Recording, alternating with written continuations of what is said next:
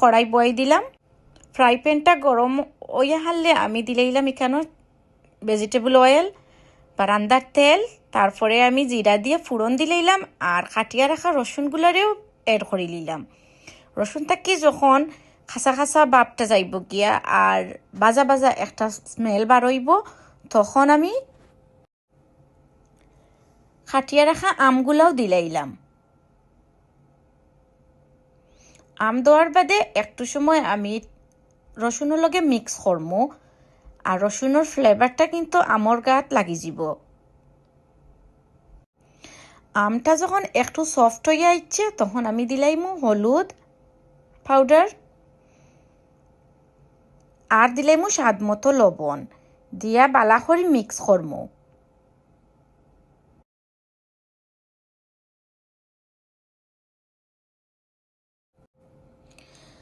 আমটা যখন সিদ্ধ হয়ে গেছে তখন আমি দিলাইমু কাঁচামরিচ, ফ্লেভারও লাগি আপনারা চাইলে স্কিপও করতে পারবা। কাঁচামরিচ দেওয়ার পরে একটু সময় আমি ওয়েট করমু, আর তারপরে আস্তে আস্তে আমি দিলাইমু স্বাদ মতো লবণ দিয়া আর একটু সময় আমি মিক্স করমু, বেশি নাই, অনলি 2 মিনিটর লাগি।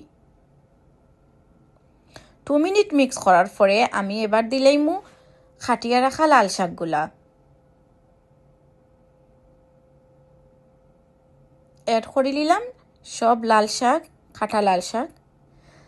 লাল শাকের কালারটা কিন্তু খুবই সুন্দর লাগে, যেহেতু আমরা এটা টেঙ্গা রান্ধিমু এত একটু একটা সসি সসি থাকবো, একটু পানি দিমু লগে।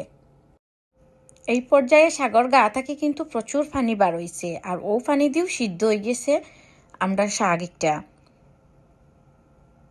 আর আমি মিক্স করে দিমু বালা করি, যাতে রসুনের যে একটা বাজা বাজা ফ্লেভার, এই ফ্লেভারটা পুরা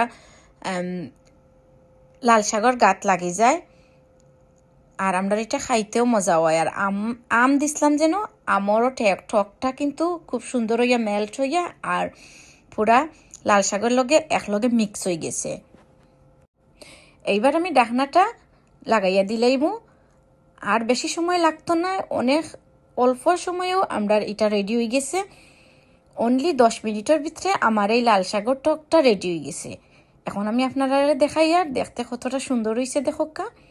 আপনারা চাইলে আর একটু জুল যদি রাখতে চান তাহলে দিতে পারবা, বাট আমার এতটুকু জুলও